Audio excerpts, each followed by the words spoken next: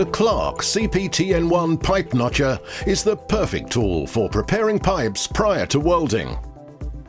Suitable for all pipes up to 50mm in diameter, it is ideal for preparation of the pipe before any welding operation. The CPTN1 can be powered by a drill press or with a hand drill with a 1/2-inch chuck.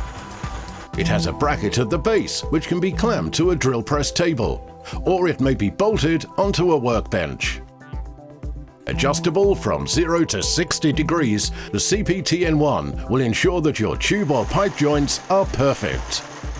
Featuring both a 1/2-inch and 5/8 of an inch hole saw adapter, it is especially suitable for use with the Clarke CHT575 and CHT576 hole saw sets, which are available from your local Clarke stockist.